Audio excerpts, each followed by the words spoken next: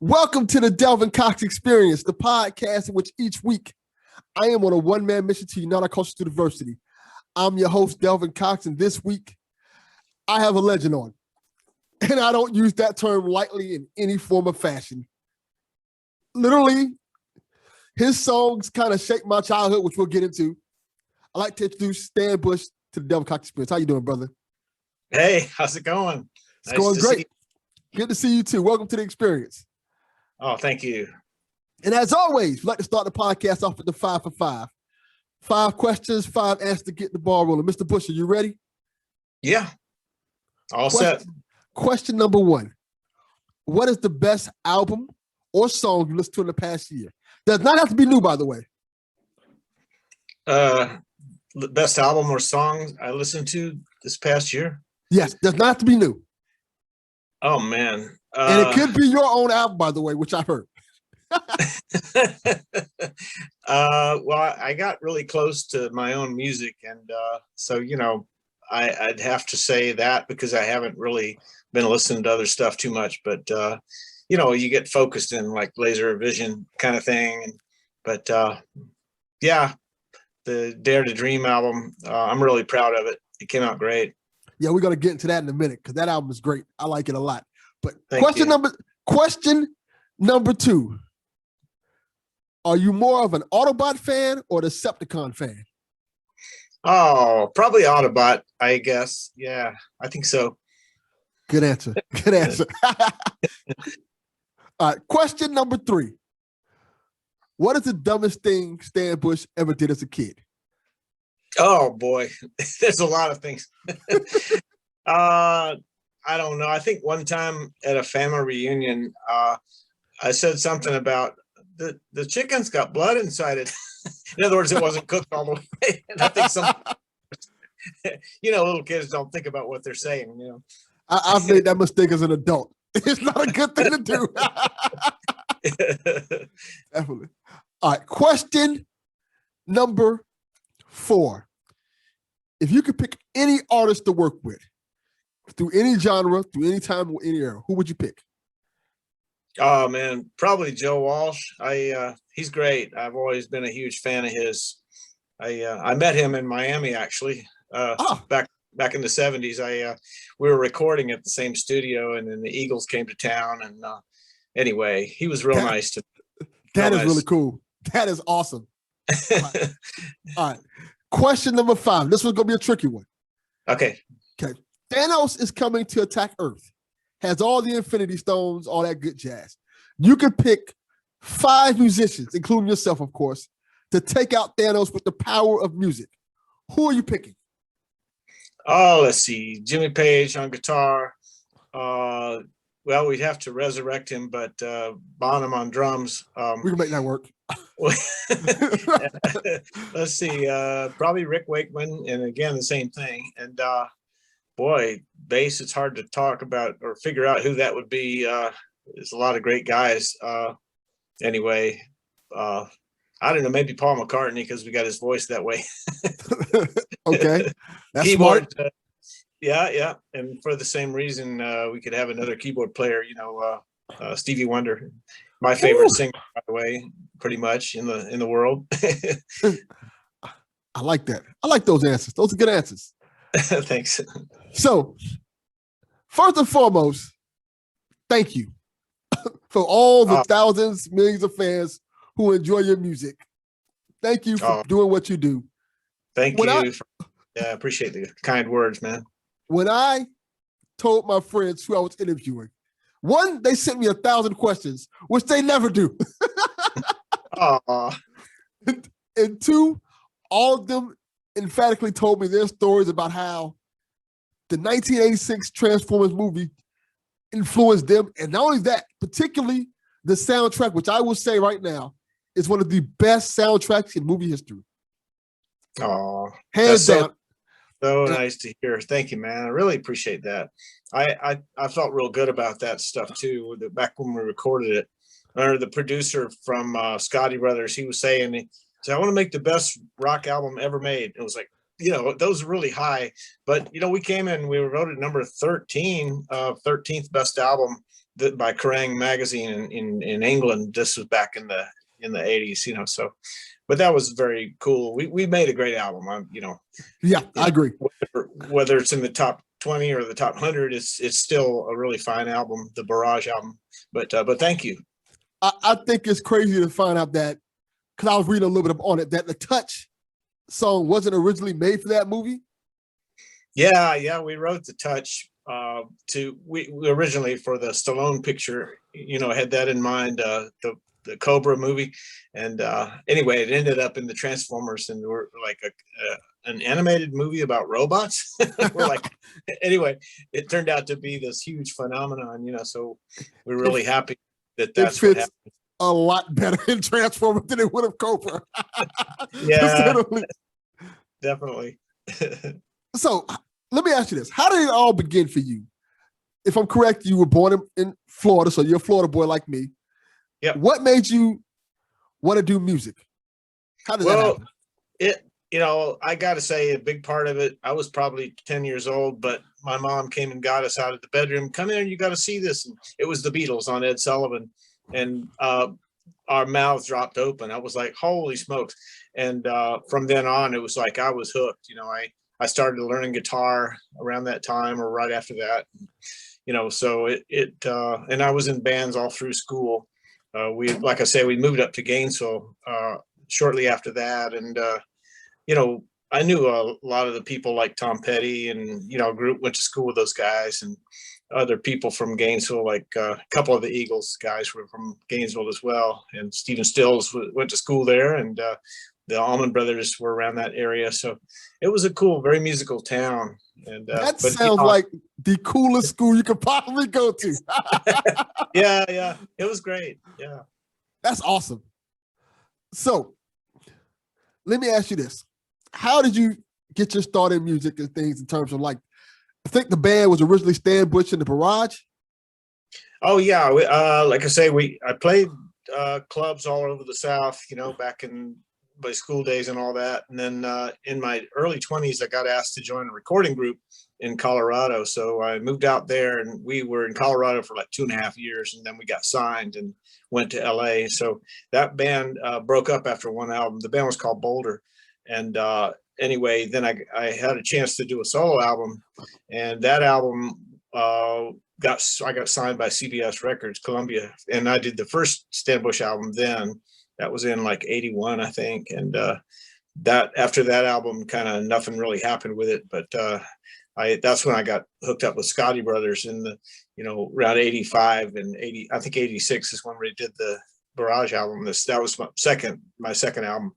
And then, after that, it was kind of, I kept doing different deals and things, and rock music kind of went away, at least the kind of rock that I did, the 80s rock. So I did more business like in Europe and Japan, and touring and things over there. And, but I did a lot of cool stuff back in that time. I sang a bunch of commercials. I was the voice for Toyota trucks and Coors beer and all this stuff. And I sang on a bunch of albums, Alice Cooper and, all these other people. But it was a cool ride. Like I say, the Transformers thing, around that time, also the first two Jean-Claude Van Damme movies, Bloodsport and Kickboxer. I sang songs in each of those, and also fantastic. Yeah, it's cool stuff. People, they still see those movies, like on cable or something. They're like, wow, and so it's like kind of a cult following, just like the Transformers ended up being in the beginning. It's so interesting how that works out, because when I first saw the Transformers movie, I was 6. And I loved the movie so much, not only because how great it was to me, the soundtrack. So my dad took me to see it. When he took me to see the movie, he had to take me at least 10 times to see this same movie, because I loved it that much. That's great. One of the times I went in there with a little cassette player and recorded the whole movie with like a audio cassette player, and I would sit at home and play the songs back to back to back to back until like the tape popped, because I love the soundtrack that much. Oh, that's great. So I say that because it just seems like that was just an era where you had all these fantastic musicians. You had Michael Jackson was in his prime at that point in time. You had Sure. Prince. Then you just had so much music, and it just feels like today we kind of lost a little bit of that. That's what I like about your album now, Dare to Dream. It kind of feels like a flashback to that without sounding outdated. I think that's awesome. Like the song you have on, I think it's called The 80s. Yeah. Fantastic song. I love it. It feels Oh, like thank it feels like something you just ride in your car to and go to the beach with and listen to and just it feels you full of nostalgia. I like it. So what was the process with working on this? First of all, how did you maintain this longevity? Because you put out an album like every few years. There's a Stan Bush album coming out. So like, how do you maintain that longevity in general? I don't know. It's kind of I just keep doing it. It's like, to me, it's fun to the writing a song is like kind of a puzzle, you know. It's like, but you get excited about the melody and all that, and then you know, work on the lyrics. Maybe a title comes first, and it's kind of like chicken or the egg, whether you put the lyrics first or the music, you know. But for me, it's better to have the kind of the music first. And I don't know though. It just, I keep like I say, I've got sort of a fan base in England and Germany and Japan, some other places, and it's been enough to keep me going. You know, like during the times when the grunge music came in the 90s and all that, in the early 2000s, and then rock sort of came back, the 80s rock thing. And but thank you, that 80s song was, I thought that was real cool. The music video we did, that's actually my son. He's playing a young me. That's cool. Yeah, that was fun, man. I rented a VW bus to be in the video too, so you know, it's definitely a time machine. You can tell, okay, this is not current, you know, this is looking back, and you know, that kind of thing. But you're right, it's about nostalgia. You know, you think back about how the music was. I love the 80s music because, you know, you go to the movies and you see like whatever it was, Back to the Future, or, you know, the Top Gun movies, and the soundtrack was great. They'd have like these Phenomenal. killer, and just like, wow, you know, and you'd walk out of the theater, you'd be singing the tune, and you know, it's I don't know, I love that style of writing where you have the big hook, you know, the memorable hook thing, you know, that makes it a hit song. So let me ask you this then, to Sure. get further into this. What is it like touring overseas and getting this big buzz in Europe and Japan for your music, people chanting your name and stuff like that? How does that even, that blows my mind. And like, hey, there's a whole nother market over here that loves your music. That's awesome.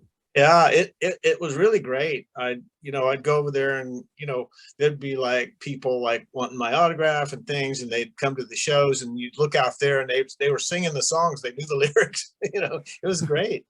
You know, it's like a really cool feeling, you know, to know that people, you know, like what you do. And I guess that's true with anything, but it was very humbling though. And I've had a lot of fun also, like at the Transformers conventions and things. I would go to those, and people would tell me, you know, that my music impacted their life somehow. And it's really cool to hear that kind of stuff, you know.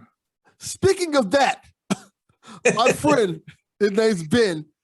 He goes on Twitter at Ghostwriter UK. He's written a whole bunch of questions for you that you want me to ask you. I'm going to ask you some of them. Okay. And he said, one of the questions was, were you hesitant about putting your work on a toy commercial, and do you think it paid off in the long run like it did? Did you think it would? I think what he means is, because originally people thought the Transformers the movie was going to be like, hey, this is just because the whole premise of it was, we want to get rid of our old line of Transformers, so we're going to kill them off of this movie. So essentially, it became like a toy commercial for the new Transformer figures. Yeah. No, I get you. In fact, somebody commented they called the first Michael Bay film the most expensive toy commercial ever made. but yeah, it kind of, I don't know. I always thought it was cool to be a part of the brand. You know, it's like my nephew back at the time, you know, he was like 9 years old, and he had a Transformer. The first time I'd ever seen a toy, and he's like, you know, transformed it like really quick. And I mean, I was like messing with it for a while. I couldn't do anything with it. He just like whip, you know, there it was done. It was like a truck into a robot or whatever. So, but I thought that they were very cool. It was a great idea. So, but yeah, Hasbro's been great to work with too. They're awesome people over there. And like I say, I go to the conventions and meet meet the people, meet the fans, and they're just wonderful people. So that's awesome. Another question he has for you, you said you have been incredibly successful with the other songs besides The Touch and your other albums and theme songs. He said, which one are you most proud of? Well, The Touch is always going to be my signature song. And even the fans that like my album music that I do, I write love songs and other things too. It's not just action songs, but it seems like nearly every album has some of those, at least 2 or 3 of those kind of. It's sort of like almost motivational rock. It's like, yes, because I believe really honestly that you make your own reality. We make our own reality. If you sort of reach for stuff and push yourself, and there's really no limit to what you can do. It's like, it's pretty cool, but it really is true, and it makes me feel, it's very humbling to hear how somebody will say, wow, that song really helped me when I was a kid or something like that. And so I think The Touch was the thing that got me into that sort of niche, right? So yeah, I think so. Let me ask you this. I think this is interesting. Yeah.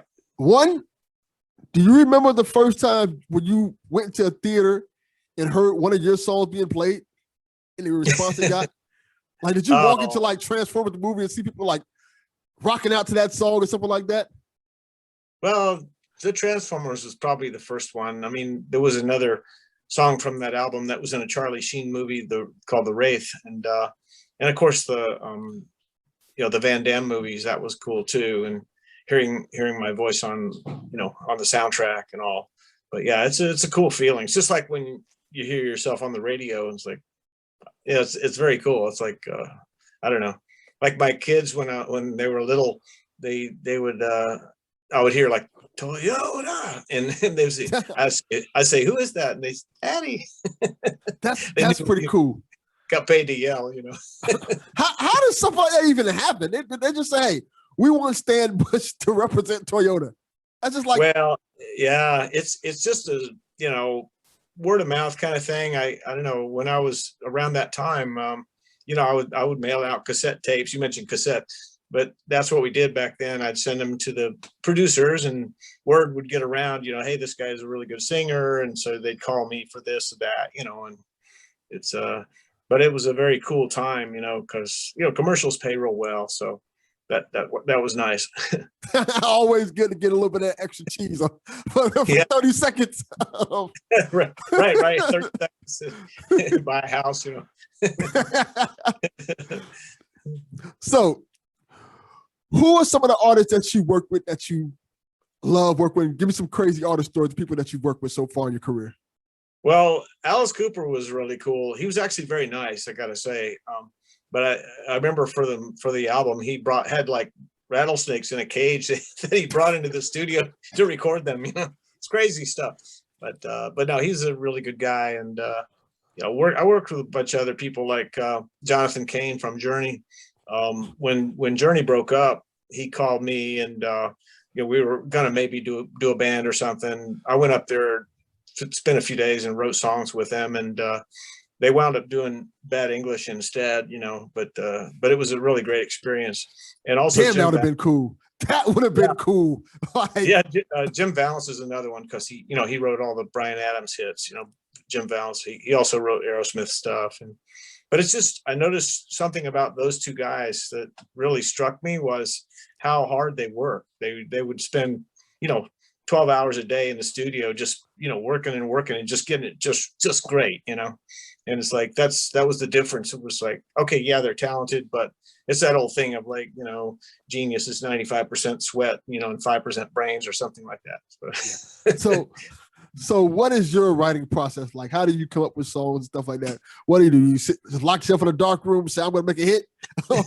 Yeah, pretty much. No, I just diddle around on an acoustic guitar and just keep, I'll keep playing with different ideas and just try to make something up. And it really, sometimes I'll go like days or even weeks and won't come up with anything.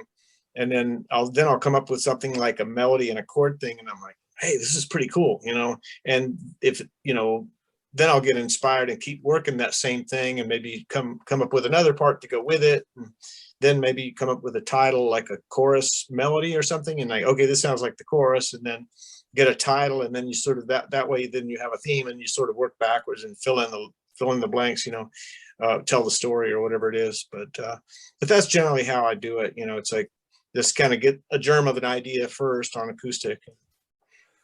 So, relatively speaking, how long do you think it takes you to make a song? Well, Weeks, days? the last one I wrote in 2 days, but it's generally sometimes I'll work weeks and even months on, one of the things I learned, I think it was an article that Don Henley said something like that about lyrics. He's one of my favorite artists, by the way. He sometimes would work like months on a lyric, so it's, I would, anything I look back on maybe and think I could have done better was lyrics, because you give up too soon or whatever. But yeah, it's not that you always want to be clever, but I think there is a thing about where you don't want to be cheesy either, or be too obvious. It's sort of, I don't know, I kind of think I was my mind was somewhere else when I had like poetry classes or something, because I never really got poetry. It's like, what's this supposed to mean? Well, what does it mean to you? That kind of thing, right? Yeah, definitely. I got some questions because I want to talk about your new album, Dare to Dream. Sure. What was the process of making this album? Because like I said, it has a very 80s feel to it in a good way. And you have some of those, like you said, you have some of the power ballads like you're known for, the slower songs. Do you have some of the inspirational songs, like the title track, Dare to Dream? And it has such a good feel to it. Like I say, listening to the album, I feel like I'm back in the 80s, listening to power ballad stuff. It's awesome. What was the process like making this album? I thank you so much for that. Yeah, it's really, the COVID thing was really, really hard on a lot of people. And, but if there's a silver lining in that, it was that was a very creative time. Most of the album was written and recorded during 2020. So I was working with myself and my producer, Holger Fath. He's really talented guy, but my best friend, and he's from Germany, but he's been here about 30 years. But anyway, he really helped bring the songs to life. But yeah, I was like I say, just cranking them out. It seemed like we did about every month we'd do a new song, and it came out really good. I was very, very happy with the production and with the songwriting.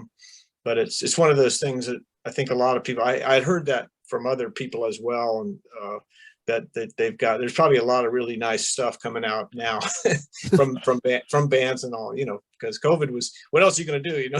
You're locked in.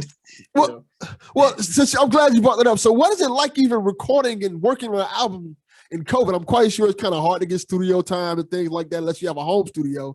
And you got everything done pretty fast, it seems like.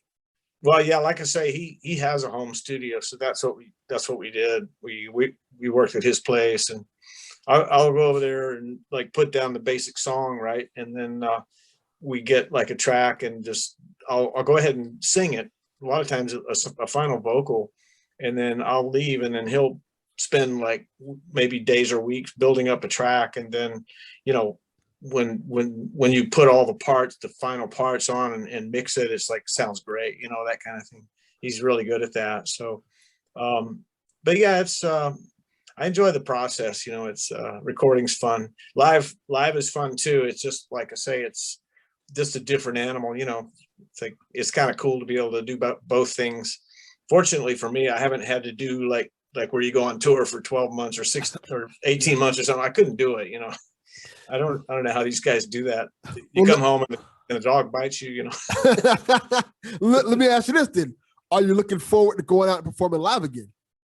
Yeah, absolutely. Been doing some shows around LA. I got an acoustic band that we do like classic rock stuff, covers and Zeppelin and that kind of stuff. And that's a lot of fun. So, but I'm looking forward to playing out with the band and all, doing some shows overseas and things like that as things open up. Yes. It's really cool to see things opening up now and getting a little bit back to normalcy in terms of how, like, no kidding, I'll do concerts again and everything like that, and the music is coming out. I think it's dope, and I'm happy that you're going to be able to go out there and perform again. That's awesome. Yeah, it'll be fun. So let me ask you a little bit more about your album. What is your favorite song in there so far? Wow. I really like the opening track, "Born to Fight." That was Good song. That was actually done. That was the last one we recorded. I guess it was around September, like 6 months ago or so, 7 months. Netflix contacted me and asked me to write a song to promote their anime series. Their two most popular anime shows. Obviously, Baki, that was it, and Kingen Ashura.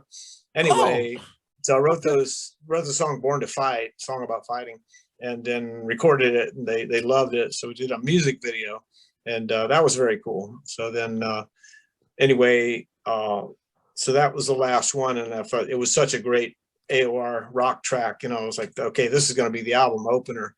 And then, anyway, the album, at that point, we finished it, released it. I guess it was in November. And then this year, just like 3 months ago, we did two Transformers music videos as well. One, also for Netflix, the Transformers trilogy called War for Cybertron, which is excellent. Yeah, I've seen clips of it, obviously, because they're in the music video.